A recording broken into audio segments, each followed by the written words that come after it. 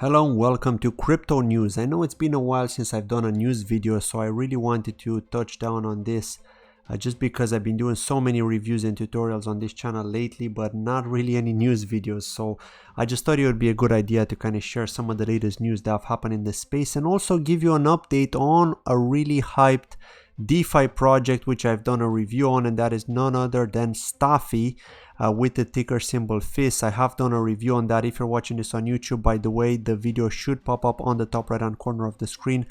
But you probably know about STAFI if you've been following the Polkadot ecosystem, because you know that they're building on Polkadot.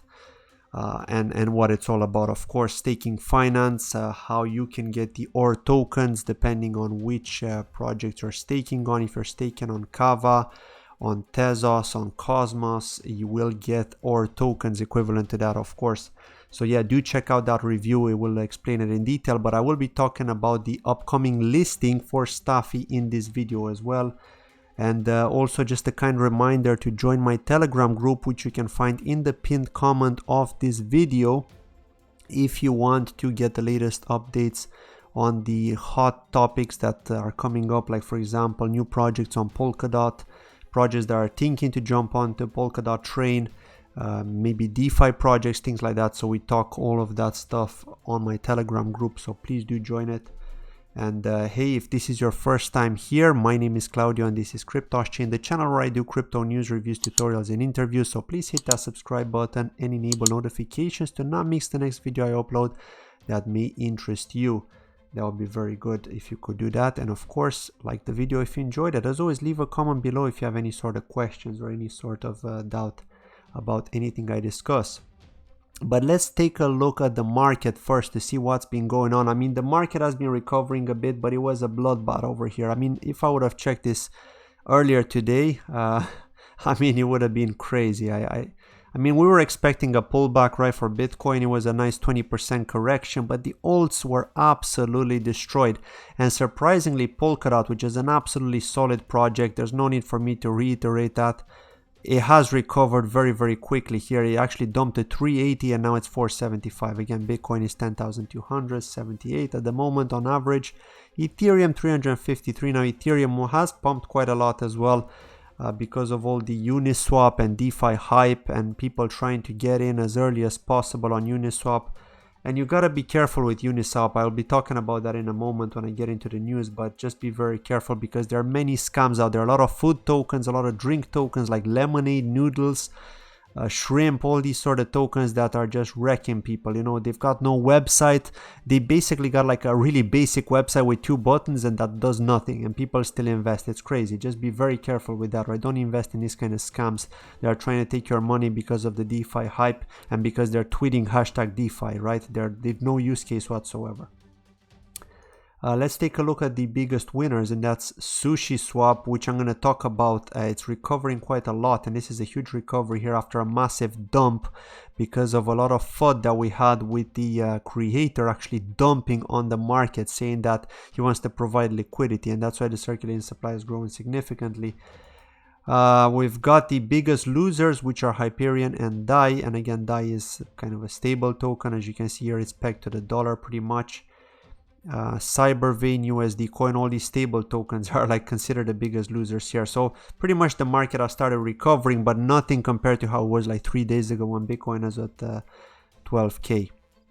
So let's talk about the news here, and that's of course SushiSwap. Founder reportedly exits scams as sushi token price tanks. So the anonymous founder of SushiSwap has reportedly exit scammed after converting all of his sushi tokens to Ethereum on September 5th, which was yesterday. Reports of the alleged scam came after a few days after the sushi token, which forked from the Uniswap protocol, went up in value to $10 in just 24 hours. And that's of course because it went from Uniswap to Binance, and whatever gets listed on Binance pumps. And CZ just listed it. He said, I don't care. I don't want traffic to go elsewhere, and he just listed it. And some guy took a snapshot, or not a snapshot, a screenshot of the tweet from CZ because he thought he might delete it, and I think he did delete it in the end. But this guy basically took a tweet and it's now circulating all over Twitter to say that look what CZ said. Basically, he doesn't care too much about investors. He just wants he just basically wants to ride the hype. He just doesn't want people to go to Uniswap and trade over there, because obviously he'll be losing a lot of volume, although Binance is earning a lot of money already. So I really don't understand why they had to do that. Normally they're known, like Binance is a good exchange, normally they're known to do audits like on cryptocurrency projects before listing them, and it just turned into a money grab, right? I mean, they just want to ride the train. They're seeing all these people talk about DeFi, talk about yield farming, so they just started listing a lot of these tokens. It's absolutely insane, right? In 2019 he would have never done that, because he knew he would hurt the space and in his exchange. But it seems he just wants to ride it right now. So yeah, here we can see a screenshot of the tweet with how a lot of sushi were just sold onto the market. Basically, that's a lot of ETH here. As you can see, 20,000 ETH on Uniswap. Crazy. In the end, he got 17,971 ETH from dumping all of those sushi. So what is he saying? People asked if I exit scammed. I did not. I am still here. I will continue to participate in the discussion. I will help with the technical part. I will help ensure we have a successful migration. The SushiSwap creator then compares his actions to what Satoshi Light, Charlie Lee, creator of Litecoin, did, and how Litecoin had no problem surviving. Still, Chef Naomi appears to justify his actions, insisting he deserves the ETH. Maybe you don't think I deserve that ETH? Well, I think that my contributions justify that. I wrote the migration code, I did all the audits, I coordinated the largest LP pools ever, I created a large community, I sprung up hundreds of LP scam projects all in 1 week. The SushiSwap creator also makes an effort to remind his detractors all the work he has done alone. The creator intimates that the token's price volatility has created unwanted pressure. Well, of course, it got listed on Binance. What did you expect, right? Of course, it created unwanted pressure. People are going to be buying, FOMO buying. They'll be like, oh, that's the new Uniswap. Let me get in. Let me get in. So, you know, it is how it is. You know, newbie investors will get in. They will get burned. It's how it is. It's how it happened in 2017. It's how I got burned too in 2017. I was new. I didn't even know that if a project is going to take a snapshot because they're going to airdrop some other token at a specific time, is then gonna dump a lot, right? And I got caught in that. Like I got into something which was already very expensive. They had a snapshot planned like at 1 a.m. or something, and I was sleeping at that time when they took the snapshot, and when I woke up I saw the price plunge minus 50 something percent. I was absolutely, you know, devastated, but thankfully I didn't invest that much at the time, right? So it just shows you people will get burned with that, right? It happens to everyone. And then he says, and that is what I do. I created an idea. I created a community. I did it best when I don't have price under pressure. And if you believe in the community, you believe in the idea. You stay. If not, you are free to leave. Well, it's easy to say that, you know, after you hyped it, you got people to buy in at the top. And again, you may argue that, yeah, people don't have to buy it, right? And they did. They got burned. But you taking advantage of them because they pumped the price, that's also not very nice, right? It is an open experiment, no strings attached, said the defiant creator. Throughout the rest of the tweets, the founder cast his actions as benign while complaining that all I received was blaming and FUDing. Well, I'm not surprised, right? It is what it is. You've basically dumped on the investors. The Sushi token was listed on Binance on the 1st of September, according to reports, and DeFi liquidity provision platform had managed to have funds worth $1.2 billion under lock. Still, the token price began to plummet, dropping 60% in 24 hours to 150 at the time of writing. So as we could see here, it actually picked up significantly here. Let me go back here to 312, right? So that's over 2x now. That's over 2x after it plummeted.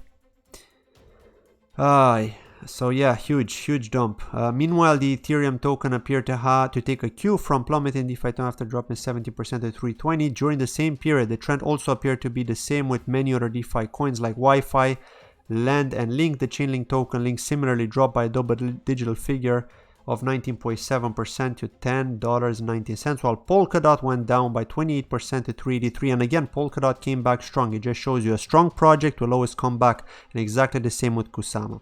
However, the rest of the market appears to have incurred losses, averaging 6% or less. Bitcoin dropped below 10K during the same period. So yeah, this is pretty much it with Sushi token. Just be very careful with these kind of food tokens, even if they list on Binance. I mean, CZ basically just said it clear out. Look, I'm not responsible for this. It's your decision. It's your investment. It doesn't matter if it's a scam. I don't know who the owners are. I've listed this because I don't want basically volume to go from my exchange to another exchange, which is Uniswap, and this is pretty much it. He told you straight out on Twitter, right? So let's go to the next news article here. Now, police reportedly raid headquarters of Bithumb, South Korea's largest exchange. Apparently it is pronounced Bithumb. I initially thought it was Bithumb, but it's Bithumb. I actually worked with a Korean guy who told me it's pronounced Bithumb. It's the second biggest exchange in Korea, by the way. Now, what happened there? So this is like a few days old, right? But I just wanted to cover this because it's interesting, right? I initially thought, like, when people were talking about this, I initially thought it was a hack or something, right? Because people were saying there were some problems with Bithumb, but it wasn't a hack. Apparently, the police seized Bithumb. And what was the reason behind it? Well, apparently, they were linked to a $25 million token sale hosted on Bithumb and a proposed acquisition by a Singapore platform, BTHMB, that never materialized. So some investors said that they lost millions participating in the sale. And of course, they went to the police, right? Bithumb chairman Lee Jung-hoon had been accused of fraud and illicitly sending funds overseas. CoinDesk has approached Bithumb for confirmation. This is the second raid on a South Korean cryptocurrency exchange in a week. Last week, police seized Coinbit, the country's third largest exchange, on allegations it had faked most of its trading volumes. Bithumb is one of South Korea's largest cryptocurrency exchanges. 24-hour trading volume stood at over 365 million according to CoinGecko. Now, the exchange appears to still be active at press time. And again, Bithumb Global, which is available to everyone else, like around the world, not just to Koreans, is still working, right? There's no problem whatsoever. So just something for you to be aware of. And let's talk about the final piece of news, and that is, of course, the long awaited for STAFI listing. I can't wait for this. I'm actually preparing for this. I want to get in. I don't think I can get in at the token sale, to be fair, but I'm going to try and get in at the listing, depending on what the price is. Of course, I'm going to wait for it to cool off a bit. There are people that have received airdrops and they're going to try and dump. So I'm hoping that when they dump, I'll be able to get in on the dip, because I'm planning to have a long-term hodl for STAFI. I really believe they're going to do well in the near future. So it doesn't matter if Bitcoin is going to drop another 2K, in my opinion. I'm going to get into FIS, and I'm going to be holding FIS for a good while. And of course, the same with ACA, Akala. If you've been following this channel, you know how bullish I am on these two. And of course, Or Fuel from Rio Chain. That's also something. I've actually been whitelisted for the token sale now, so I'm waiting for them to get back to me in an email to see if I can participate. Now, Bitmax announces exclusive primary listing of STAFI under the trading pair of FIS USDT. Details are as follows. You can deposit from the 9th of September. Trading starts from the 11th of September and withdrawal from the 11th of September as well at 10 a.m. EDT. Now, to celebrate the listing of STAFI, Bitmax will conduct two separate auctions on September 10th from 9 a.m. to 10 a.m. A total of 850,000 FIS, so that's for the token sale, will be auctioned between a standard auction with 680,000 FIS and an uncapped auction with 170,000 FIS. So what they're doing here literally is an IEO, initial exchange offering, because they are doing this token sale on the exchange, right? And I have done a video for beginners. If you're not sure what an IEO is, initial exchange offering, it's similar to an ICO, an initial coin offering, except instead of participating with KYC and all that sort of stuff, you can simply participate on the exchange directly, right? Now, there will be 400 winners of 1,700 FIS in the standard auction and 100 winners of 1,700 FIS in the uncapped auction.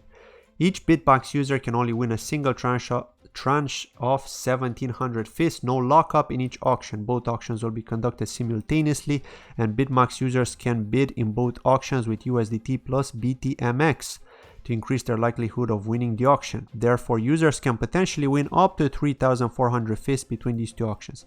Please see below for additional details on each auction. So here we can see the details and how you can participate. 680,000 is the total for the first standard auction with 400 winners. 60 minutes is the duration you can bid. The category is auction price floor, auction price ceiling.